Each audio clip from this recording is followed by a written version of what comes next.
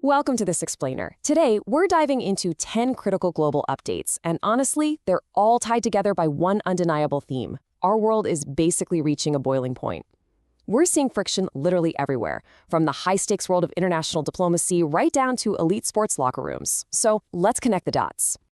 To make sense of all this chaos, we're going to divide today's updates into 4 key areas: global conflicts and diplomacy, political and economic shifts, nature and health crises, and finally, chaos on the pitch.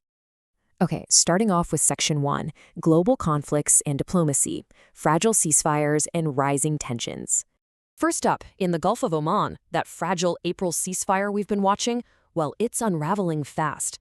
CENTCOM just confirmed they disabled 3 Iranian-flagged oil tankers, and this was in direct response to attacks on American destroyers. You know, it's a really stark reminder of how a localized exchange of fire can instantly, and I mean literally instantly, threaten one of the absolute most vital maritime trade corridors on the planet. Meanwhile, over in Italy, this global friction is taking on a more ideological form. U.S. official Marco Rubio actually met face-to-face with Pope Leo. The goal here was a targeted attempt to mend a growing diplomatic rift between the Vatican and the White House. It really shows us that, today's battles aren't just fought with navies on the water. Sometimes they require high-level, in-person damage control just to keep major global institutions aligned. Let's shift over to Eastern Europe. Russia announced a brief Victory Day ceasefire in Ukraine from May 8th to the 10th to mark the 81st anniversary of the WW2 Soviet victory. But what's actually happening on the ground? Well, it's a completely different story. Sporadic exchanges of fire are still being reported. It just proves that a ceasefire on a piece of paper rarely stops the actual heat on the battlefield right away. Moving right along to Section 2, political and economic shifts, shockwaves at the ballot and the border. 10%. That specific number is at the center of what I can only call a massive legal earthquake. A U.S. federal court just struck down the Trump administration's sweeping 10% blanket global tariffs, officially declaring them illegal. So this isn't just some minor policy tweak. This is a total, sweeping judicial rejection of a huge trade policy. And the ripple effects here are just vast. Erasing that 10% barrier serves as a massive, immediate win for major international trade partners. We're looking specifically at India and the European Union here. It's such a fascinating look at our modern economy, right? A single domestic gavel drop in a U.S. courtroom instantly alters the financial reality for nations thousands of miles away. It fundamentally shifts the entire global supply chain. Across the pond, early UK local election results have delivered an absolute shock to the political establishment. We're seeing Prime Minister Keir Starmer's Labour Party facing incredibly heavy losses, and on the flip side, the Reform Party is experiencing a massive surge, picking up significant ground across 136 councils. It's a really dramatic shift that just completely alters the political math over in the United Kingdom. All right, that brings us to Section 3, nature and health crises, systems under pressure. Over in eastern Indonesia, systems are literally failing under the weight of a severe natural disaster. There was a massive eruption of Mount Dukono, and tragically, 3 lives have already been lost.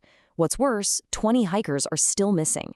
And to compound an already terrible situation, thick ash clouds are totally paralyzing regional travel, which is obviously grounding critical search and rescue efforts. While that's happening, a staggering, record-breaking heat wave is absolutely punishing South Asia right now. It's sweeping straight across India, Pakistan, and Bangladesh, with temperatures soaring way above seasonal averages.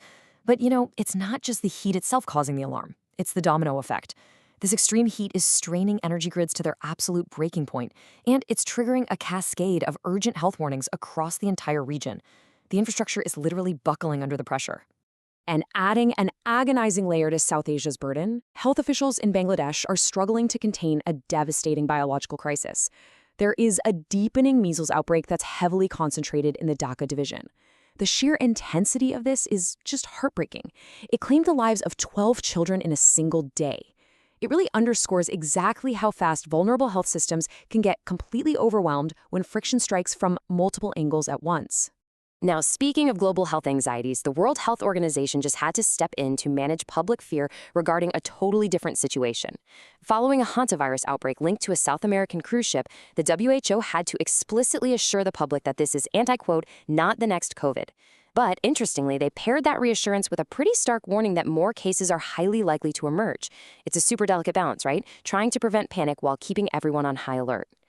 And finally, Section 4, chaos on the pitch. Friction reaches the locker room. Just to prove that this global friction truly is everywhere this week, let's look at the sports world. Real Madrid has been thrown into complete and utter chaos right before their massive El Clasico match.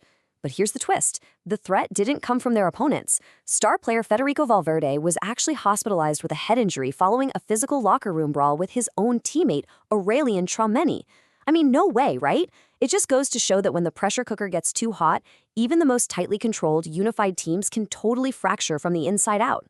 So from Navy squaring off in the Gulf to sweeping global tariffs getting completely struck down, to failing power grids and even elite teammates turning on each other, our world right now is literally defined by friction. Everything is so tightly interconnected, and it really feels like every single system is being pushed to the brink. So as we wrap up this explainer, I want to leave you with this thought. With global temperatures, trade tensions, and diplomatic friction all rising simultaneously, which of these fault lines will crack next? Thanks so much for joining me today, and I'll catch you next time.